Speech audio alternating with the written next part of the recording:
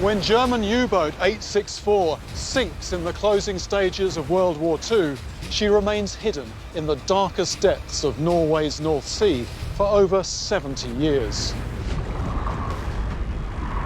It's not until 2003 that the wreck is discovered. A Norwegian Navy minesweeper using unmanned underwater vehicles discovered the submarine on the seabed, and it found the submarine was in two major portions with a spread of debris around it. Is the sunken Nazi U-boat finally ready to give up her wartime secrets? The difficulties of doing recoveries on a military site, the obvious one is, well, this is a German submarine at war. How many torpedoes are still left in the vessel? U-864 is thought to contain over 20 high-explosive torpedoes. But there's something even more dangerous waiting on the underwater wreck.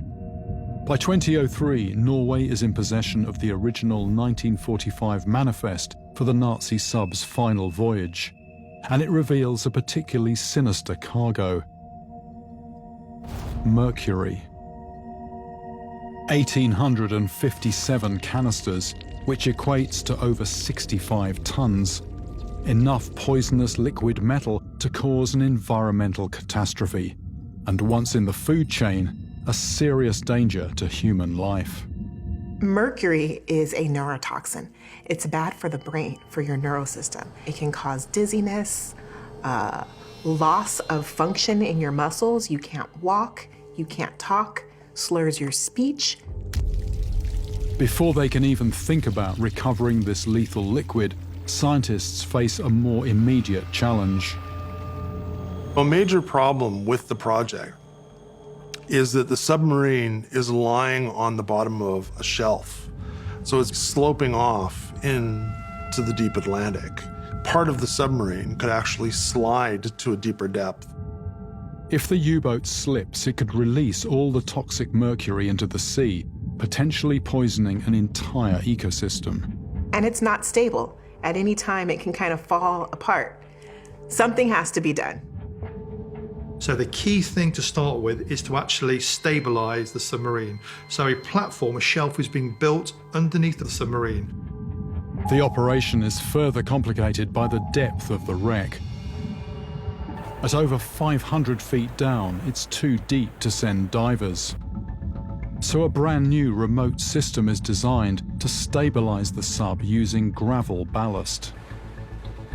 It's not like you can just take a big shipload of gravel and just dump it off the side of the ship. It has to strategically be placed using technology. An ROV basically is almost sort of like a garden hose in that it's spraying small gravel or very coarse sand to stabilize the wreck. The stabilization of U-864 is successful. But despite this, there are indications that the mercury may be spreading. We are detecting leaks of this mercury right now. How much has already leaked out? How much is safely contained?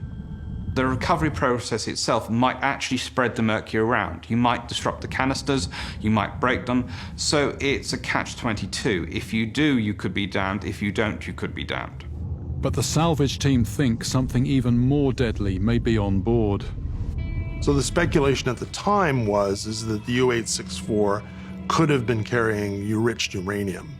Enriched uranium is the vital element in nuclear bombs. Thankfully, testing around U-864 does not show traces of uranium, but it's another threat that must be considered by the salvage team.